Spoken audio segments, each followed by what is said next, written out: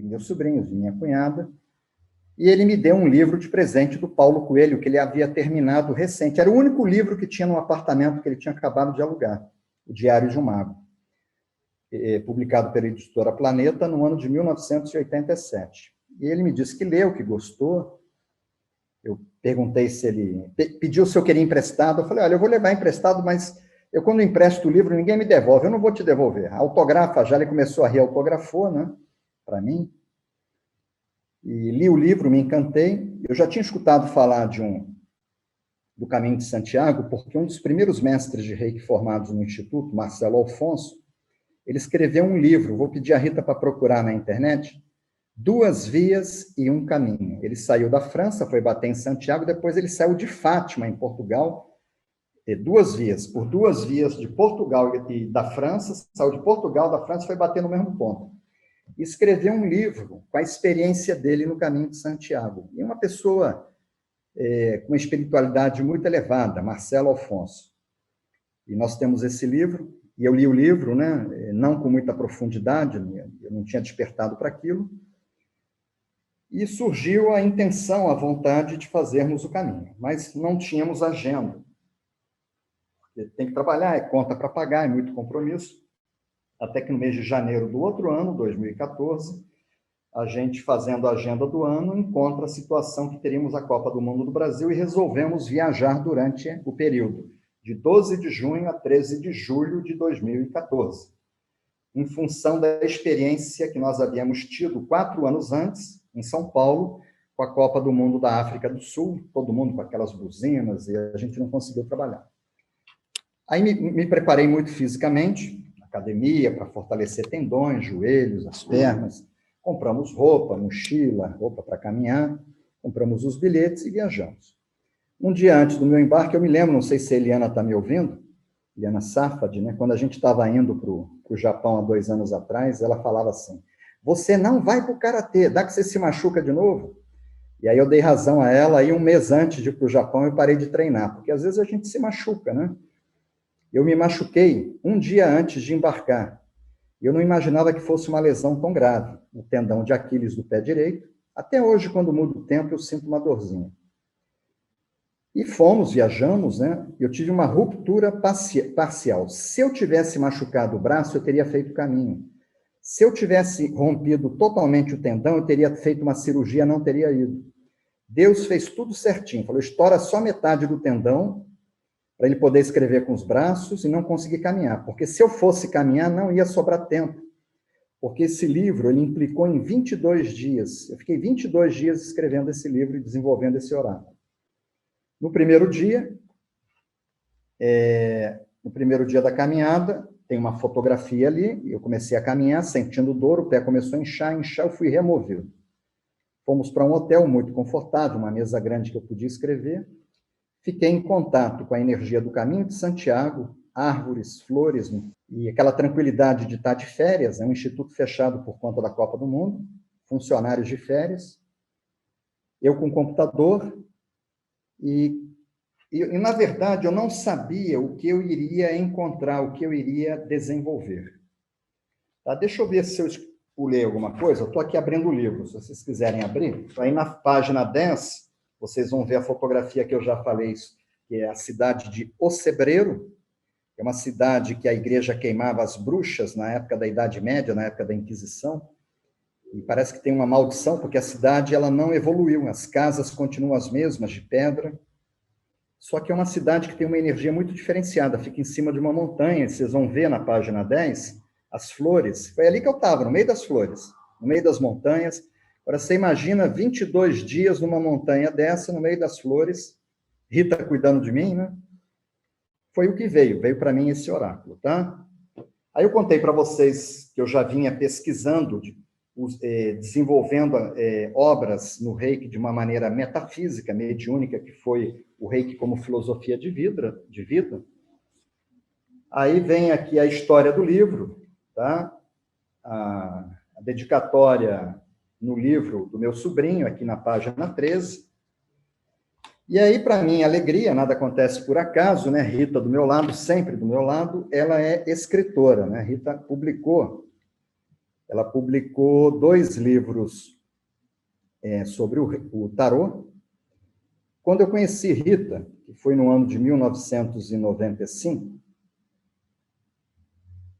a gente saiu para jantar e eu falava de reiki, porque eu já conhecia o reiki há uns 2 anos, Juliana também, ela não conhecia. E ela me falava do tarô e eu não sabia nada de tarô, né? E ela me contava sobre os mistérios dos arcanos, o que acontecia na vibração de cada uma daquelas cartas. E ela acabou escrevendo 2 livros e ela fez o prefácio do livro, né? Contando a percepção, porque ela acompanhou, ela como professora de tarô, ela me dava consultoria. Quando eu estava em cima de um arcano, escrevendo, eu tirava dúvidas com ela. Falava, não, esse arcano é isso. Aí eu ia me consultando com ela, porque ela é especialista, né? E ela conta aqui que ela acompanhou o nascimento, né? A evolução desse livro no prefácio. É bem interessante, recomendo que vocês leiam o prefácio, tá? E ela cita aqui na página 16 que Mikao Sui, o descobridor do método Reiki, ter estudado ciências divinatórias. Foi uma coisa que sempre chamou a atenção dela, como em forma lápide que se encontra no túmulo. E na página seguinte, que é a página 18, vocês vão ver a fotografia de o único dia que eu caminhei, e não caminhei o trecho todo. Nós havíamos programado para caminhar 22 quilômetros por dia. Eu devo ter caminhado 8, 10, o pé inchou. Foi esse dia, tá? Aí eu fiz essa associação, tá? Do louco, que é o arcano 0, ou 22, tá? Eu fiz essa associação com o nível 0 de Reiki. Aí tem uma fotografia na página seguinte, Rita que fez, né? Quando a gente realmente deu o pontapé inicial e começamos a caminhar, tá bom? Aí eu conto sobre o memorial. Aqui tem uma fotografia muito antiga, tá? O Sensei Fuminori Aoki, que vive em Tóquio. Ele vai subir o Monte Kurama conosco, daqui a 1 ano e meio, ele e a Noriko Ogawa. Essa foto ela tem 20 anos praticamente, ainda tinha cabelos aqui, e aqui está a lápide, né? A pedra onde foi retirada a informação de que Mikao Sui, ele pesquisava e estudava ciências divinatórias.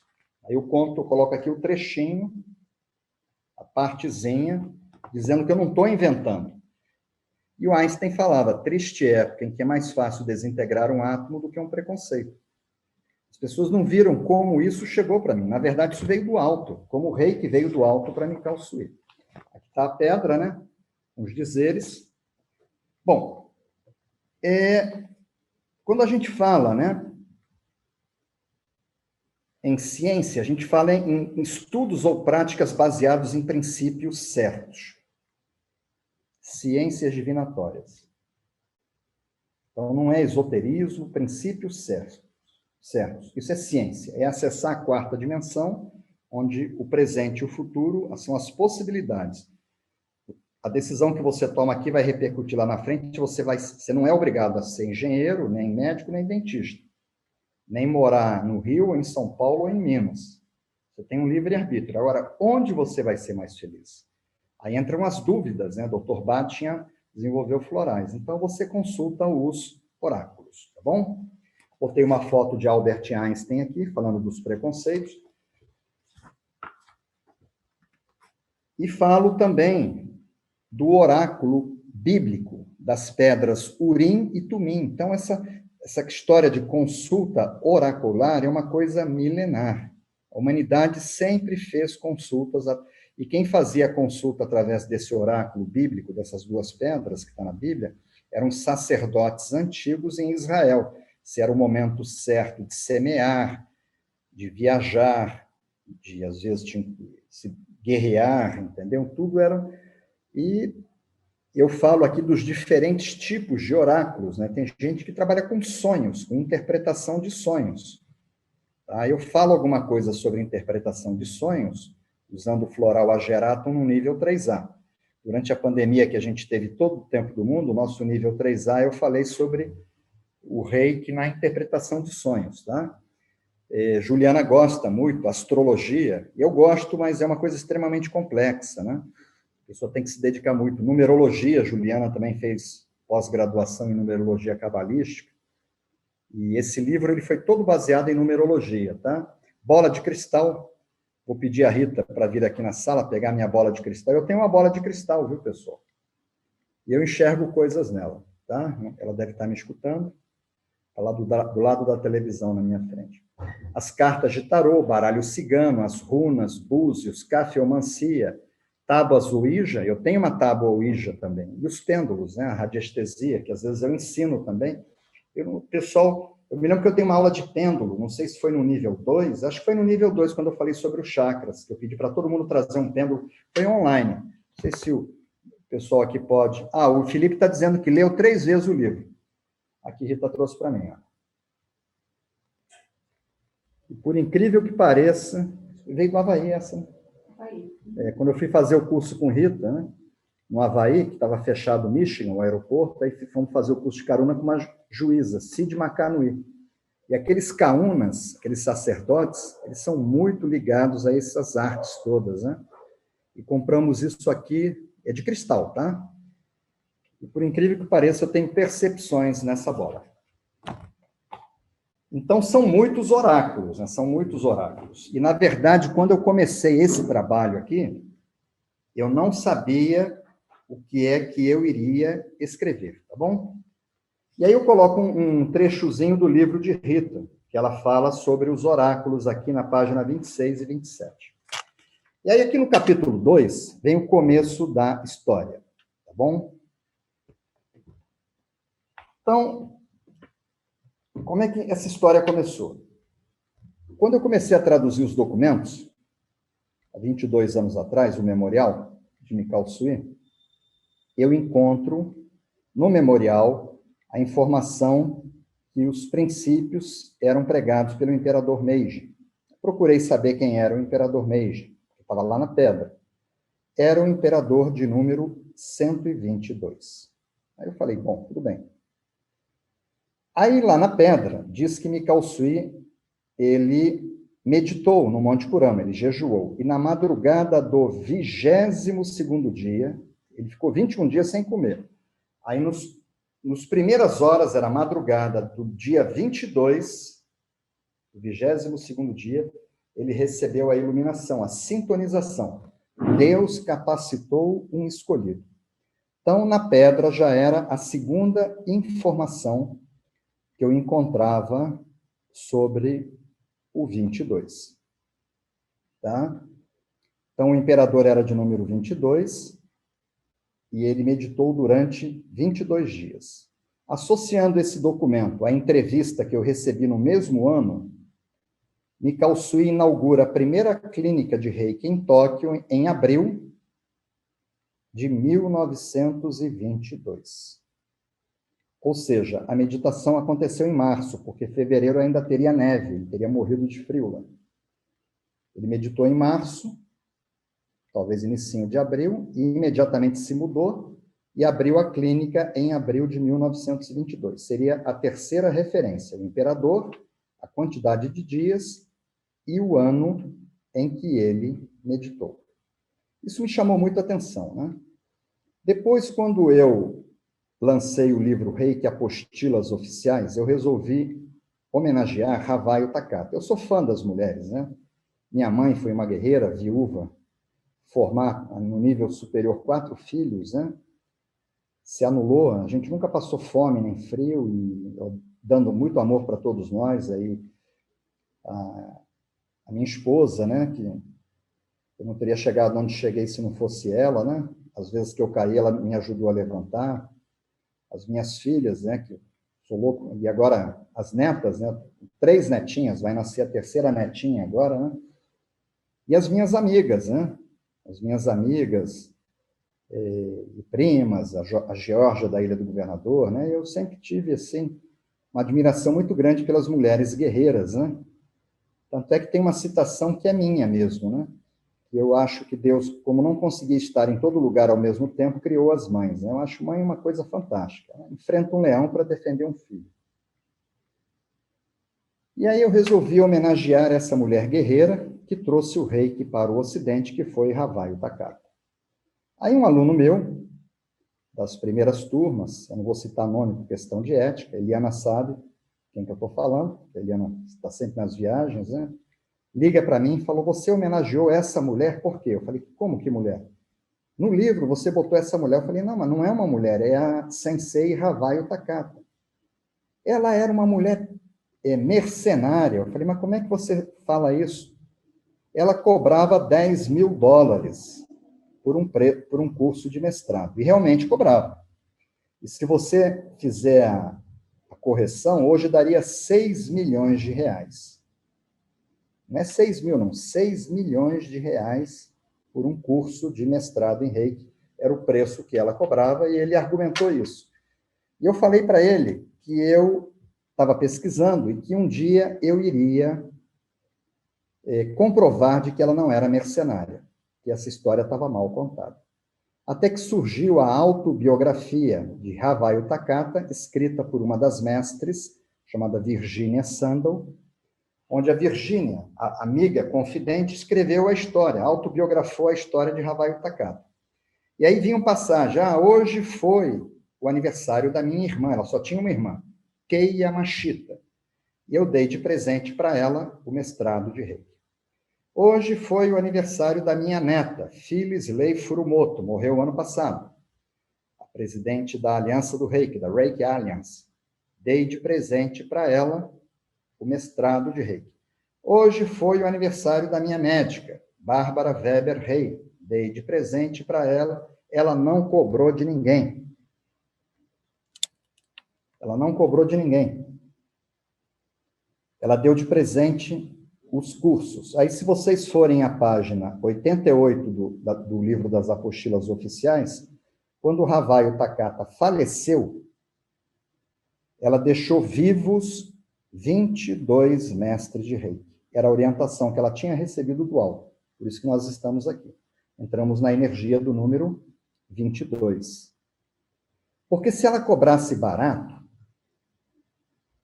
os Estados Unidos, ela nasceu no Havaí e ensinava na Califórnia. É um país com uma economia muito forte. Ia ter gente que ia pagar, milionários. Ela tinha que cobrar mais caro do que o mais caro, de forma que ninguém aceitasse. Ela colocou um preço exorbitante e ela escolheu os mestres. Ela não podia dizer, não, eu não dou aula. Eu não dou aula de mestrado. Eu dou, mas o preço é esse. E nessa de eu brincar, né, aconteceu uma coisa interessante, há uns 10 anos atrás, acho que um pouquinho antes, 8 anos, ou 10, não sei. Eu, quando descobri isso, veio um aluno de nível 3A e disse que queria fazer um mestrado. E eu brincando sempre, né, eu falei, só tem um problema. Na época era 4 milhões, o euro, o dólar estava mais baixo. O curso de mestrado custa 4 milhões de reais. Ele não riu, não chorou, ficou olhando para mim.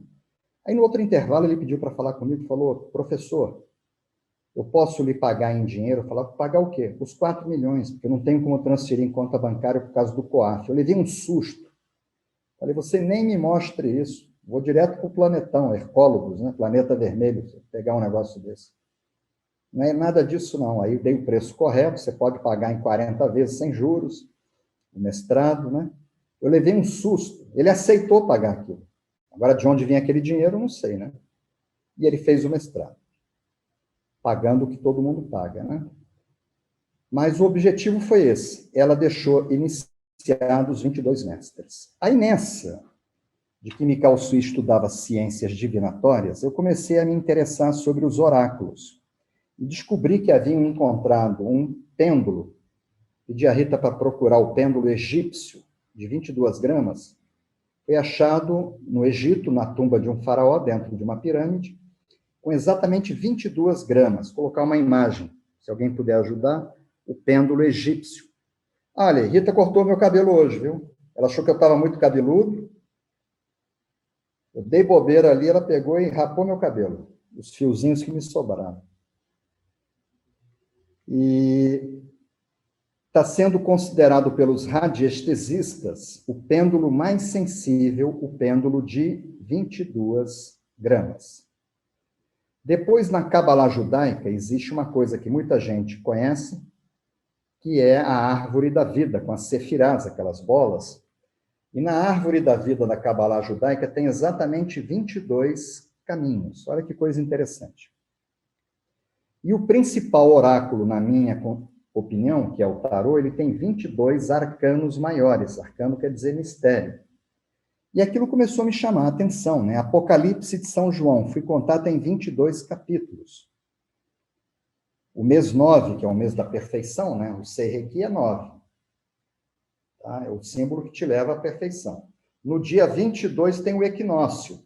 Para a gente aqui no Brasil é a primavera, no outro hemisfério é o outono, né? Em Portugal, na Espanha, nos Estados Unidos, que é o equilíbrio do Sol e da Lua. Então acontece o equinócio. O Brasil, onde está localizado de acordo com os místicos do planeta inteiro, no Planalto Central, está localizado o Anahata Chakra do planeta, o chakra do coração. Tá? O Brasil é a pátria do Evangelho.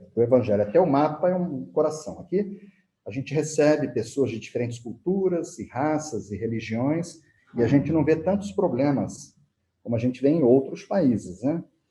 Tem problemas, mas não é tanto. E o Brasil ele foi descoberto no dia 22 de abril, novamente, o mesmo mês da inauguração, que eram 31 caracteres, os poemas da 4, né? Mês 4, que é o mês do imperador. O arcano 4 do tarô é o arcano do imperador. Então, a primeira clínica foi em abril, o Brasil foi descoberto no dia 22 de abril, tá? A independência em 1822, novamente o número 22. E aí eu encontro a situação de que o futebol era o... Lá no Japão tem uma estátua do Zico, jogador da seleção brasileira, que jogou no Flamengo, tamanho natural em bronze. Ele está vivo, graças a Deus, com saúde, porque ele implantou o futebol profissional no Japão. Se tornou o esporte mais popular no Japão hoje é o futebol. E no mundo inteiro, na Copa do Mundo, para o planeta, né? E são 11 jogadores de cada lado, que dá 22. Essa energia... Quem criou o futebol não foi o Brasil. O Brasil não é a terra do futebol.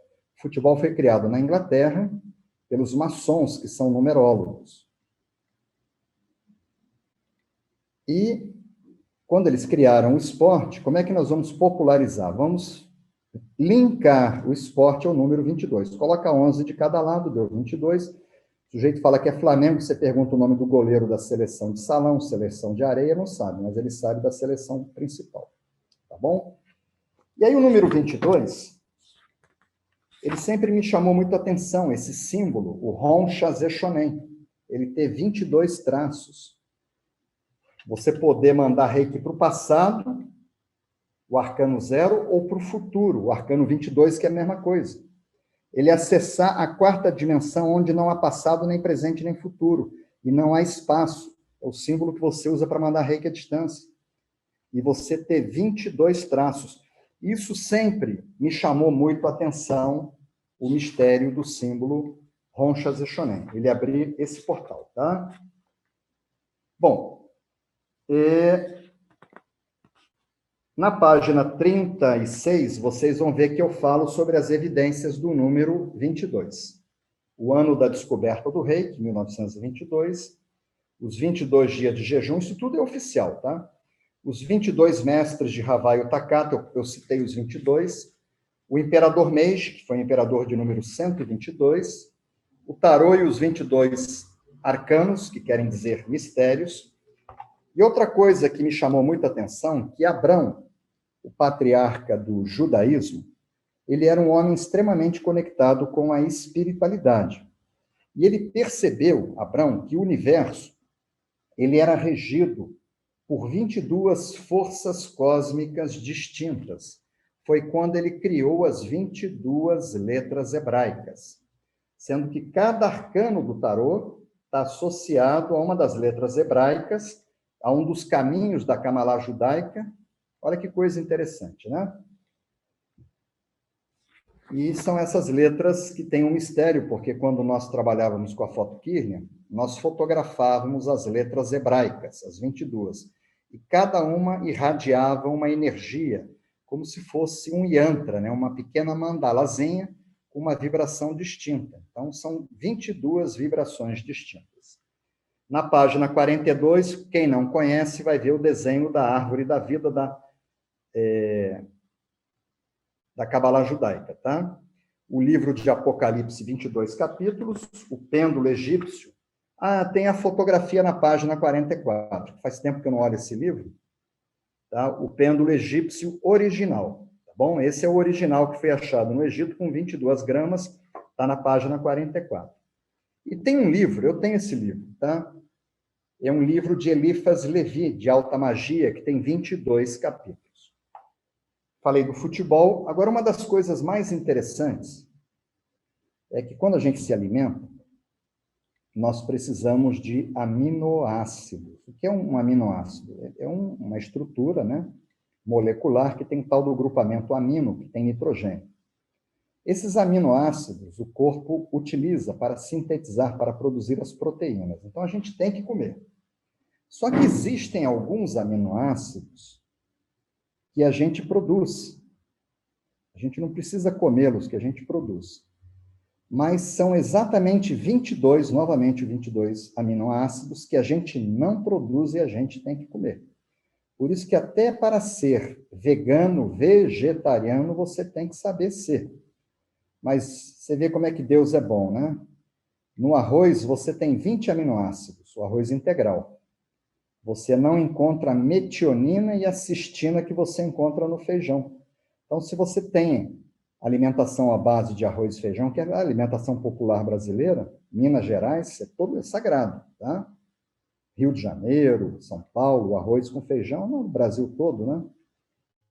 Você consegue ter os 22 aminoácidos. De acordo com os cientistas, só existe um elemento na natureza em que eles conseguiram identificar os 22 aminoácidos, que é no grão de pólen vegetal, que é o gameta sexual masculino dos vegetais, é o espermatozoide dos vegetais, o gameta sexual masculino, que é o grão de pólen. Eu consumo todos os dias no suco verde, Juliana também consome suco verde, a Ivone, nossa secretária, coloca grão de pólen, e de manhã eu como cereais ainda coloco mais um pouquinho, que eu sei que ali eu vou encontrar os 22 aminoácidos. Eu estou falando do grão de pólen, né? Qual o alimento que vem do grão de pólen? É o mel de abelhas. E nessa de pesquisar no Egito, na tumba de um faraó, eles encontraram um pote de mel de abelhas. E o mel tinha 3.800 anos, ele estava cristalizado.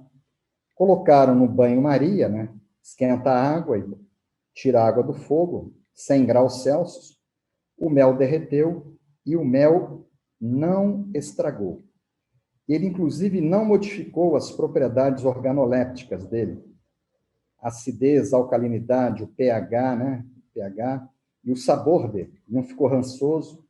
Agora, você imagina um alimento ficar quase 4.000 anos fora da geladeira e não estragar. Por quê? Porque ele está conectado ao número 22, que são os 22 traços do Ron Chazé-Shonen, que, para mim, é o símbolo mais misterioso de todos.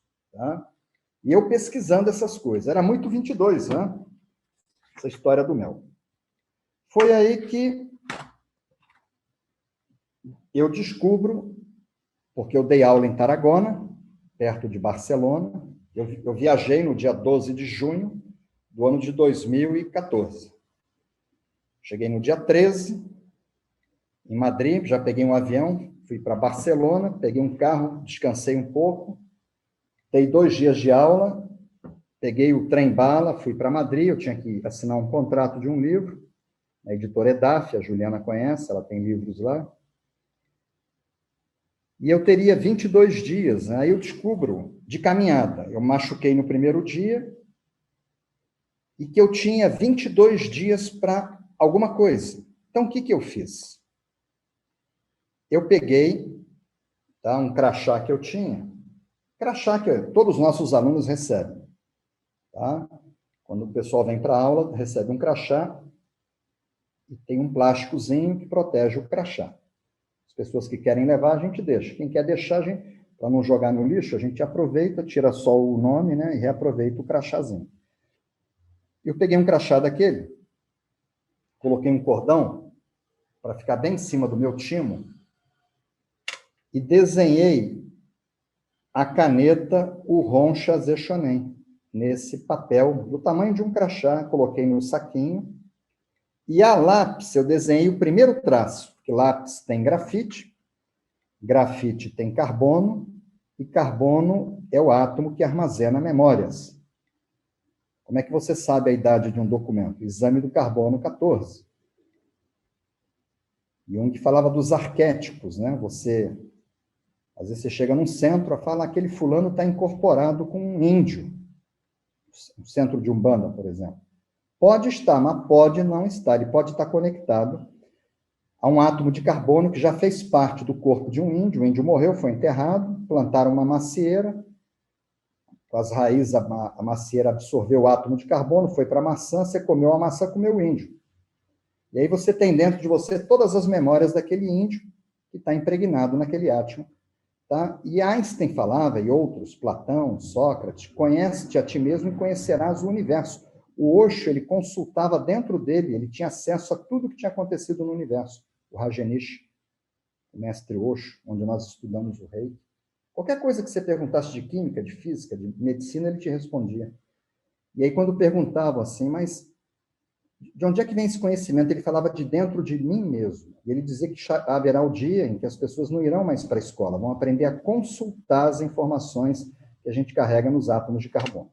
Então, no nível 2, que a gente usa aquele caderninho de pedidos, caderno de nível 2, no 3A tem a mandala, a recomendação sempre é escrever a lápis, coisas da matéria, da natureza, para impregnar com energia.